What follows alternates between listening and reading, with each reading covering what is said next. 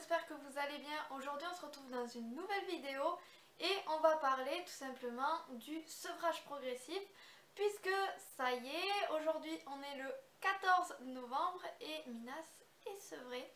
Donc je voulais tout simplement vous faire un retour sur expérience pour que vous puissiez vous par la suite me dire ce que vous en pensez et également si vous avez envie de tester avec votre poulain. Ben voilà, vous aurez un petit peu déjà une petite vision des choses. Pour commencer, on va parler du coup, comme vous l'avez vu dans le titre, de tout ce qui est les petits points qui vont vous dire que votre jument et votre poulain sont capables et prêts tout simplement à effectuer le sevrage. Donc pour tout ça, déjà il faut bien observer ses chevaux, c'est la clé, c'est la base de la réussite pour que tout se passe au mieux.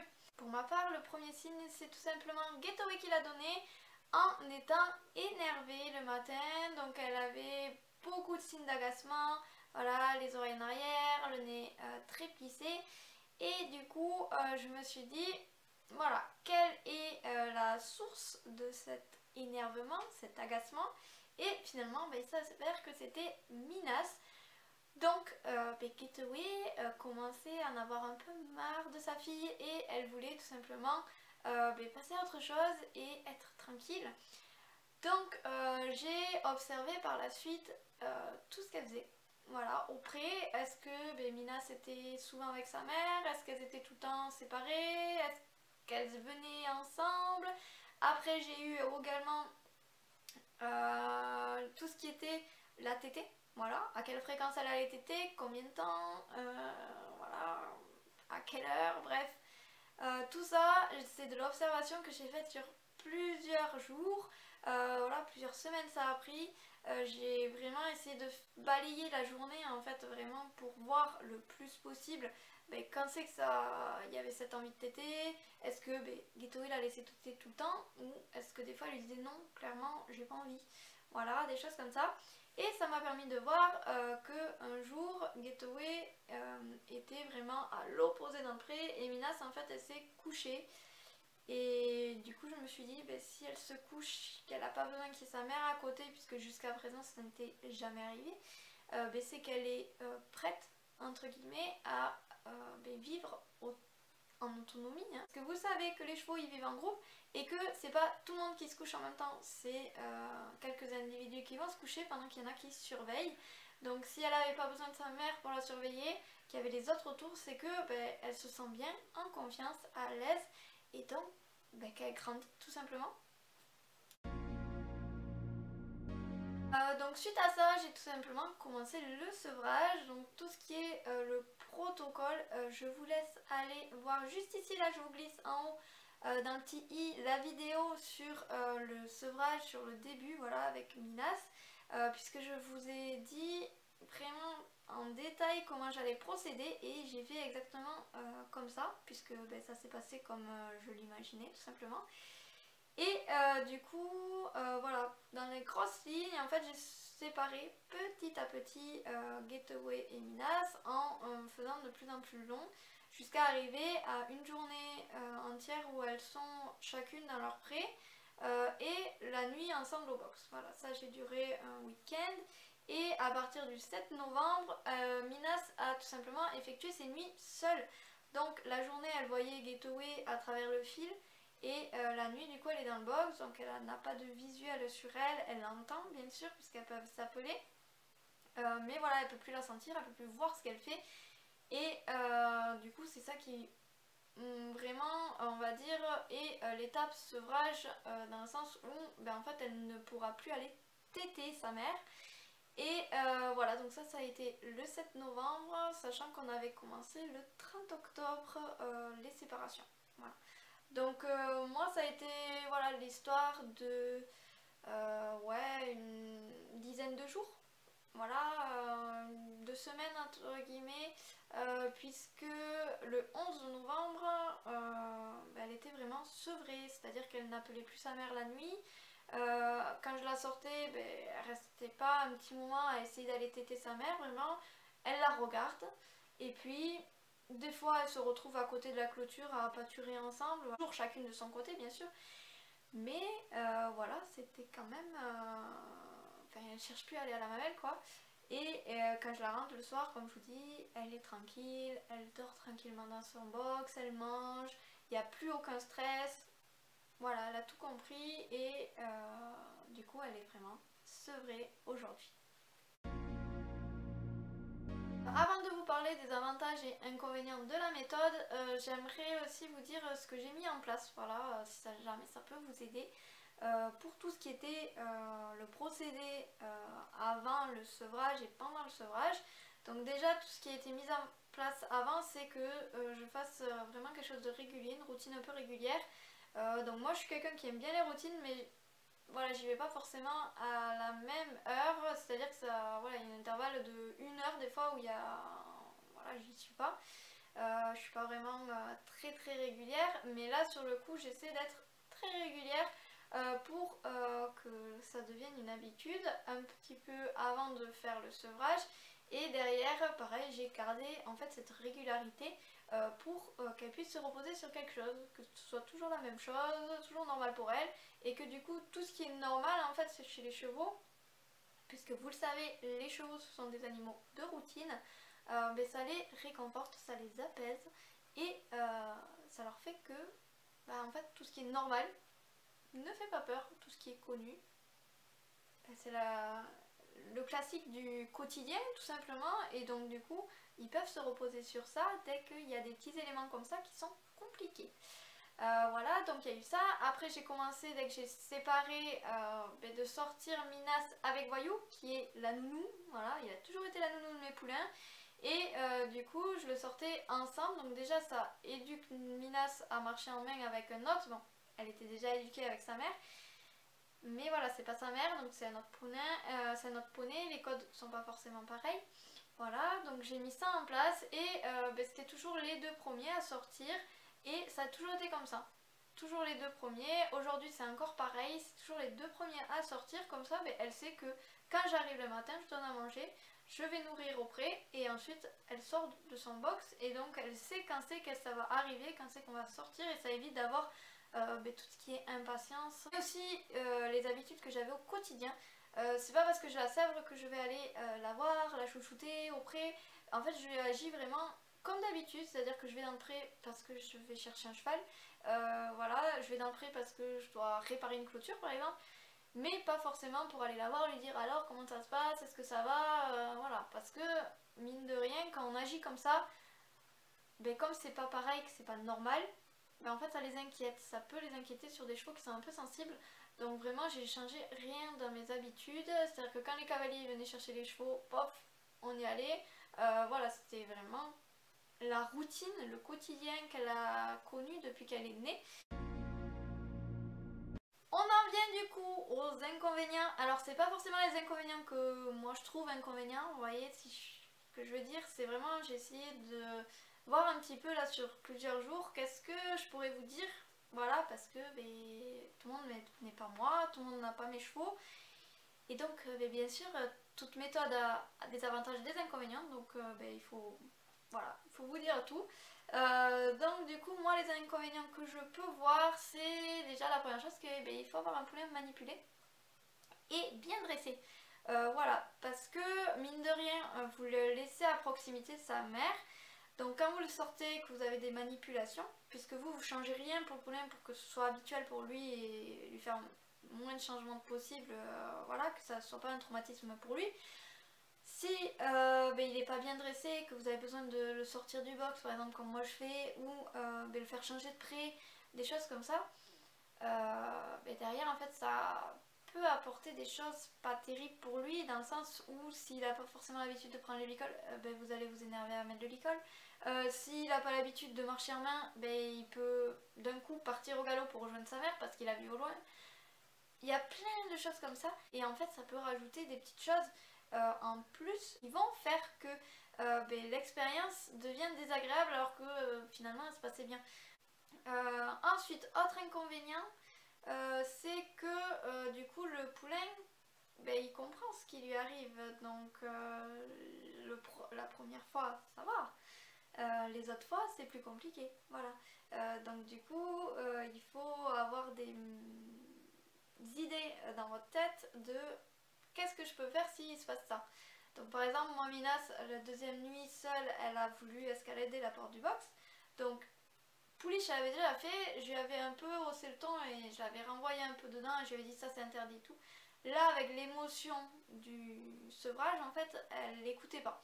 Donc du coup au lieu de passer ma nuit à être devant sa porte de box et de l'engueuler quand elle commençait à passer la tête, je me suis dit il faut que je trouve quelque chose qui l'impressionne et qui du coup fasse le travail gentiment. Et donc en fait comme je suis en travaux, vous le savez, j'ai des grosses poutres et j'ai mis en fait des poutres comme ça, j'ai barricadé au-dessus de la porte du box.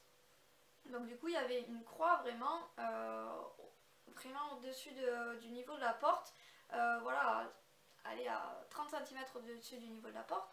Et le fait d'avoir ce visuel un peu impressionnant, Minas n'a plus essayé de donner de coups de pied dans la porte, ni d'essayer d'escalader. Et ça a fait le taf et elle a gardé ça 3 nuits, voilà, jusqu'à ce que j'enlève, que je teste et que en fait il n'y avait plus besoin parce qu'elle essayait plus de sortir, elle avait compris qu'en fait il fallait qu'elle reste là et qu'elle passait un petit moment là et puis que le lendemain matin en fait elle allait revoir sa mère et finalement elle avait compris déjà aussi que pourquoi elle voulait voir sa mère c'était pour téter et qu'en fait elle a plus besoin de téter et que ses poneys préférés ils sont avec elle dans le pré, voilà, donc elle comprend très bien les choses et ça peut, voilà, pour moi j'ai vu que c'était en gros l'inconvénient que j'avais sur cette méthode là, c'est que comme ils comprennent, ils savent à quoi s'attendre et du coup derrière ça peut être un peu délicat à gérer ça. Dernier inconvénient, c'est qu'il vous faut du temps, voilà, parce que déjà il vous faut observer les chevaux, il faut voir que toutes les étapes soient bien réalisées. Comme je vous l'ai dit, voilà, la première fois ça peut bien se passer, les deux, troisième fois ça peut être compliqué. Donc il faut être sûr que chaque étape est validée et voilà, dans la continuité. C'est-à-dire 2 heures le premier jour et que le deuxième jour vous séparez 3 heures, bon, ça va. D'accord, on a séparé 1 heure de plus ou une demi-heure de plus, ça va, c'est pas énorme. Par contre, si vous passez de 2 heures à la demi-journée, ça peut être compliqué à vivre pour le poulain si déjà 2 heures c'était compliqué pour lui. Donc il faut être sûr d'être présent, de pouvoir accompagner le poulain comme sa mère et de bien observer à distance bien sûr, hein, parce que si vous rentrez dans le pré, vous interférez et donc du coup ça fait autre chose. Mais de bien observer à distance pour être sûr que tout se passe bien et que vous pouvez en fait passer les étapes tout simplement. Maintenant on va voir les avantages de cette méthode. Alors le plus gros avantage pour moi c'est que ça s'adapte en fait à la vitesse du poulain. C'est-à-dire que si le poulain il est prêt et puis il est posé et puis le fait d'être plus avec sa mère, ça, il s'en fiche, vous pouvez aller assez vite dans les étapes. Si vous avez, on va dire, assez classique, parce que je pense que Minas et Gateway c'était plutôt du genre normal, voilà, vous avez 2 semaines pour pouvoir échelonner vos étapes, c'est pas mal. Et si vous avez un poney qui est ultra sensible et que c'est compliqué, vous pouvez par exemple faire 1 semaine juste 2 heures de séparation et puis petit à petit chaque semaine en fait vous rajoutez une étape et tant pis, le sevrage vous le faites en 1 mois et demi, 2 mois, mais au moins votre poulain il n'est pas traumatisé quoi. Deuxième avantage du coup, votre poulain il n'est pas traumatisé, donc comme il comprend ce qui lui arrive en fait, il accepte tout simplement parce qu'en fait on lui a expliqué. Si votre poney vous lui expliquez jamais les choses, pourquoi on fait ça, lui voilà, il sait pas, donc en fait il reste dans le flou. Et donc soit on a des poneys qui deviennent complètement éteints, effacés, soit on a des poneys qui peuvent devenir aussi méchants. Donc dans les deux cas, il vaut mieux bien lui expliquer, lui dire tu vois en fait quand tu fais ça, moi je suis en sécurité, toi t'es bien, et donc tous les deux on est bien, donc quand tous les deux on est bien, on passe un bon moment. et c'est agréable. Et puis si tous les deux on est bien, ben moi je vais pouvoir faire des choses en plus avec toi, par exemple te masser, te faire des gratouilles que t'adores, bref. Vous m'avez suivi, je pense que vous pensez tous à peu près la même chose, en tout cas si vous regardez ma chaîne. Et du coup, toutes ces petites choses-là, c'est voilà, c'est important que le poney il comprenne pourquoi on fait ça et qu'il comprenne qu'en fait, ben oui, en fait, il a plus besoin du lait de sa mère en fait, et que d'être collé à maman dans le box, ça commence à être petit. Voilà, des choses comme ça, et que ben, finalement, il n'a plus besoin de sa mère. Voilà, il grandit, tout simplement. Ensuite, du coup, autre avantage que je vois à cette méthode, c'est que ben, voilà, ce qui est un inconvénient pour certains est un avantage pour d'autres. C'est le fait que ben, il vous faut manipuler votre poulain. Donc en fait, vous avez du temps avant le sevrage de vous dire, ben en fait, je peux manipuler. Et le fait d'avoir la mère, mine de rien, pour apprendre des choses au poulain, c'est beaucoup plus simple parce que la mère, elle connaît. Voilà. Donc du coup, si elle connaît, elle reste tranquille et il n'y a pas de souci. Et du coup, le poulain, il se repose un peu sur sa mère. C'est-à-dire que si sa mère elle est stressée, ahurie et tout, il va être pareil. Mais si sa mère elle est posée et qu'il voit qu'en fait, ben, elle le fait tranquillement, qu'il n'y a aucun souci pour elle, ben, il n'y a aucun souci pour lui. Voilà, donc en fait, ça va forcer un petit peu à dresser les poneys en amont. Et c'est quand même quelque chose de pas mal de pouvoir dresser son poulain et d'être bien avec lui, d'avoir assez rapidement les bons codes pour tout ce qui est ben, pouvoir le brosser en sécurité, pouvoir l'amener d'un pré à l'autre s'il n'y a plus d'herbe, pouvoir le tenir s'il y a le vétérinaire, voilà, et si jamais il arrive un malheur, voilà, malheureusement ça peut arriver, je sais pas que vous devez partir, que le poulain vous devez le vendre, ou qu'il y a ben, un souci médical, ben, vous pouvez amener votre poulain quoi, sans être dans l'affolement parce que le poney il a jamais été licolé ou des choses comme ça. Voilà, je sais que ça peut être le cas sur d'autres, donc l'avantage de cette méthode c'est que vous êtes obligé un petit peu de en amont travailler votre poney. Voilà. Ensuite, autre avantage pour la mère cette fois, c'est que en fait vous n'arrêtez pas un coup net la prise de lait. Et vous savez qu'une mère, en fait, elle produit du lait en fonction de la demande. Donc plus le poulain il tète, plus il vide la mamelle, plus elle se remplit. Voilà. Donc en fait, si vous sevrez classiquement, en fait, votre jument elle va avoir les mamelles qui gonflent et en fait ça peut être très douloureux pour elle. Moi je sais que Getaway, on m'a averti que lorsqu'on sevrait, elle tapait. Voilà, et on pouvait plus lui toucher les postérieurs, les choses comme ça. Mais pourquoi on peut plus? Parce qu'en fait elle a mal aux mamelles. Donc si elle a mal aux mamelles, ça lui apporte énormément d'inconfort. Elle veut plus qu'on lui prenne dans les postérieurs. Pourquoi? Parce que ben, s'il faut, quand elle lève le postérieur, ça lui tire énormément et ça lui fait mal.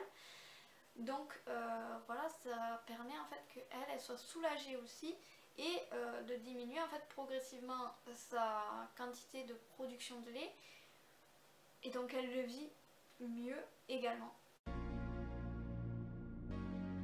Voilà, je pense un petit peu à vous avoir tout dit et avoir été assez brève tout en expliquant un petit peu quand même. Je pense que cette vidéo sera un petit peu longue. Voilà, je vais pas trop couper au montage je pense. Mais voilà, je voulais vraiment vous détailler le plus possible cette expérience parce que ben, si vous voulez refaire, ben, vous pourrez. Personnellement, c'est une expérience que je referai avec d'autres poulains puisque je vous l'ai dit dans la vidéo sur le début du sevrage que ben, c'est la première fois que je teste.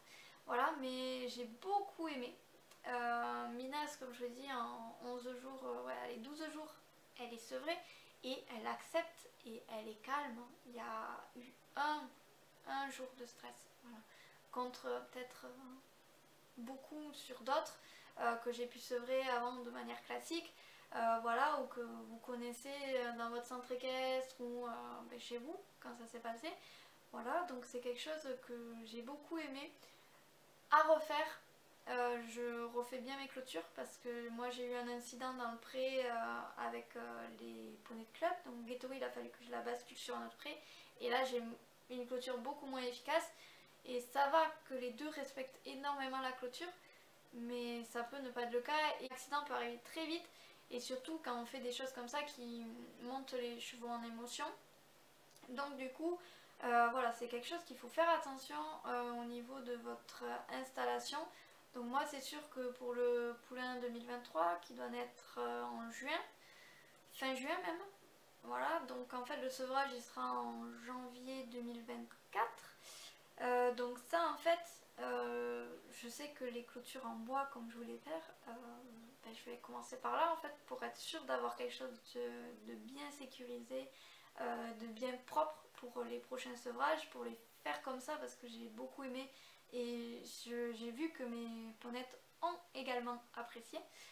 Voilà, donc moi je vous invite à en dessous mettre un petit commentaire et me dire ce que vous en avez pensé. Si ça vous a plu ce retour d'expérience, comme ça je pourrais vous en faire d'autres sur d'autres sujets. N'hésitez pas aussi à me dire si vous avez déjà testé, comment vous avez fait, tout simplement. Parce que ça m'intéresse aussi, puisque je vous disais, c'est en fonction des chevaux qu'on a. Donc s'il faut le bébé 2023, en fait, il sera totalement différent de Minas. Et en fait, je pourrais pas faire comme j'ai fait avec Minas parce que ça ne suffira pas. Donc voilà, du coup ça peut aussi m'aider et m'être utile. C'est pour ça, comme je vous l'ai dit, que je fais des vidéos. Vous pouvez aussi en commentaire me poser des questions si j'ai oublié quelque chose. Voilà, je pense avoir dit beaucoup de choses, mais je peux avoir oublié un point. Donc voilà, si vous avez une interrogation, n'hésitez pas, je serai très heureuse de vous répondre dès que j'aurai le temps. Et puis voilà, ça en est tout pour cette vidéo. J'espère, comme je vous l'ai dit, qu'elle vous a plu. Et puis moi je vous dis à la semaine prochaine pour une nouvelle vidéo. Bye!